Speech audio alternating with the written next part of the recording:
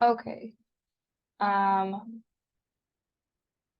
Yesterday you should have started setting up your artboard, hopefully put it in your composition and start outlining it, okay, using that curvature tool. So we're working on contours. We are specifically looking at organic shapes, okay? An organic shape is 2D, it's flat, it's curvy, it's similar to things found in nature. They have irregular edges. So anything that you don't think of in math, geometric is like square, rhombus, triangle, geometric shapes. I'll show you here really quick. Any of those math shapes with regular edges, and usually they have some sort of name attached to them, geometric shape, okay? So organic are those wavy, flowy, the weird ones. We'll be using our anchor points, just like we've been practicing in Illustrator, to connect these shapes, and we're going to fill them in with color. It's important that they are closed, okay? So whether or not those anchor points touch back up where you started, or the paths physically cross, they need to be closed organic shapes, so that way we can fill them in. With your composition, we need to look at contour. So the lines that define the edges, think of like a coloring book page here. We can have interior and exterior contour. The interior are all those inside details. So the eye, the nose, any of those other colors we're wanting to grab of this dog, or any of those feathers inside of the bird that we're wanting to grab. The exterior are the outside edges. So it's just the outside line of our bird or dog here, okay? So we need to look for what we want to outline. Think of your image, your composition being a coloring book page, okay? How would you want it to look? We're going to start talking about color, specifically looking at values and what values we can pull from, okay?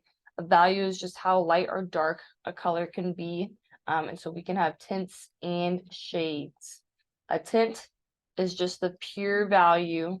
So let's say we have red as our pure hue or our pure color, and the tint is that color or that hue, so red plus white. So we have a tint of red, a little bit of a lighter tint, a little bit of a lighter tint.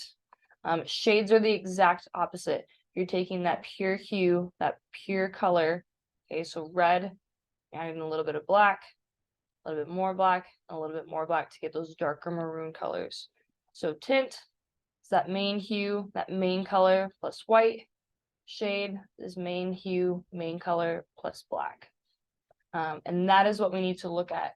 In our images, we don't just have one color happening usually. There are some highlights, there are some lowlights. So we need to look at the values within our image, think about what could we break down into an organic shape, right? We can look at some of these figures here and we see that their shirt or their clothing is not just one shape.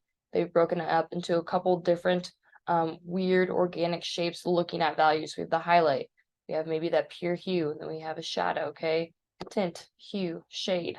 And that's what I want you to look for, and that's how I want you to think about breaking up your image. And you can see that I've started to do that here with my duck, spider duck, okay? I'm thinking about this becoming a highlight. It's a little bit lighter. This is a little bit of a shadow, right? Over here, if we were to break up my cactus, I could make this its own weird organic shape, that shadow, and this lighter part of it, its own organic shape. So you need to think about, yes, we're looking at the figure, the exterior contour of it, and the interior contour of it, those main shapes, but what about the values? What values do you want to break down from it? Okay.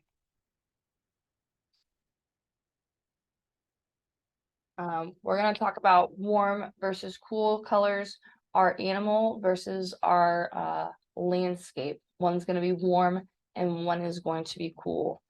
So warm colors usually fall somewhere within this range, okay? From our reds to our oranges to our yellows, a little bit of those greens with yellow added to it. So we have some yellow greens here, and then a little bit of our violets with a little bit more red. So some of these red violets down here. Cool is usually the greens, the blues, and the violets, okay? And again, it's kind of hit and miss where that line falls. If you have a green with a little bit more blue in it, so that blue-green up here, it's probably gonna land more on the cool side. Then if you have a violet with a little bit more blue in it, it's probably gonna land a little bit more on that cool side, being a blue-violet. So it's not ever a perfect split, but usually red, orange, yellow, considered warm, green, blue, violet, or purple are considered cool. So for our environment or our landscape, we want to make it cool or warm, okay? So I'm asking you here, think about your landscape. Is it warm or is it cool? Do you want it to be warm or cool? So even if you're working with a desert, you have the Great Pyramids in there, so it's mostly oranges, yellows. It's a pretty warm environment. That does not mean you have to make it warm, okay? You can make the Great Pyramids blues and purples if you wanted to and keep that environment cool. Does not have to be realistic at all, but you need to decide warm or cool. So I would think about it, look at your environment, and write down environment with cool or an environment with warm. Just pick one, okay? Just pick one here. I have two examples of a cool environment versus a warm environment to kind of give you some inspo, but pick one. Do consider, though, that whichever one you pick, your animal will be the opposite. So if you pick cool, your animal is going to be warm. If you pick warm for your environment, your animal is going to be cool, okay? So pick one, write it down in your sketchbook, so that way if I ask you, you know. Your environment, whether it's cool or warm, will be analogous, will be an analogous color palette, okay? So what analogous means are they're just colors next to each other on the color wheel. Usually we look at them in threes, okay? They're right next to each other. But any colors that are touching, these could be analogous, these could be analogous, make an analogous color palette. But we are specifically looking at three colors touching each other. So if you wrote down warm for your environment, these analogous color palettes circled in red are the ones you have to choose from. If you picked cool for your environment, these ones circled in blue are the ones that you have to choose from, okay? So I would go ahead, pick one from those, and also write it down with your cool or warm option that you just wrote down for your environment. That way, again, if I come around and I ask, hey, are you doing violet or blue violet? Which kind of cool analogous color palette are you doing for your landscape, for your background? You can just show me, okay? So pick one of these.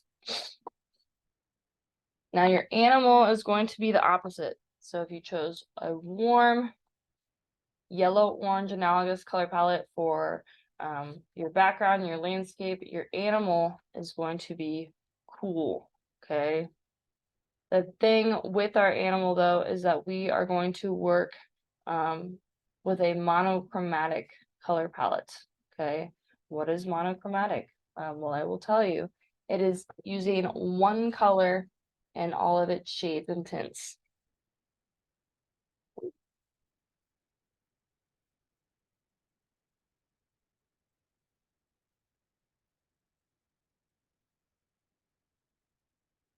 So thinking about those values again, monochromatic is if we had blue and we were looking at all the shades of blue and all the tints of blue, okay?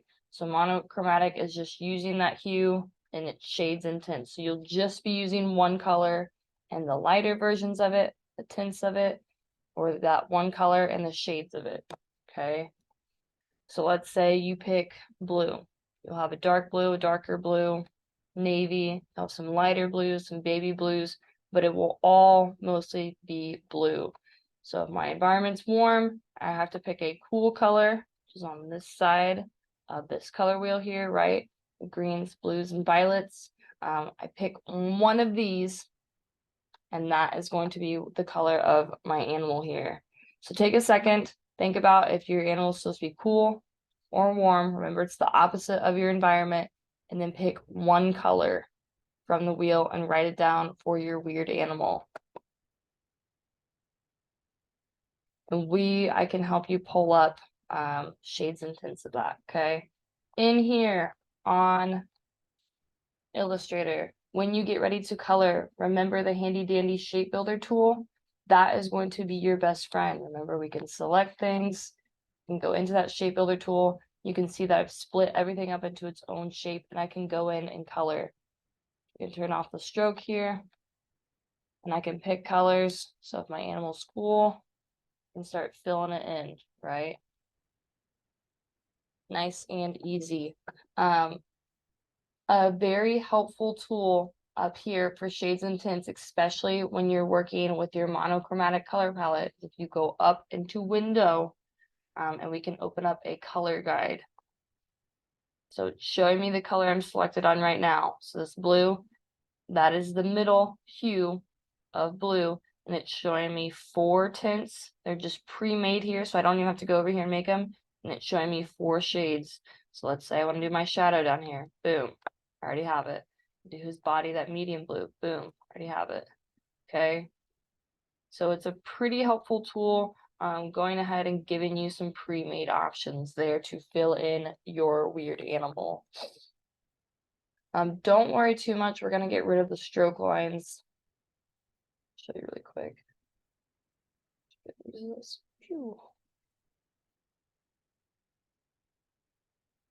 Move that color guide over here. Back to my arrow and highlight him. Go to stroke and shut that stroke off. Okay. So don't worry too much there about that. Another thing we can do is when we are coloring in, we can make custom colors.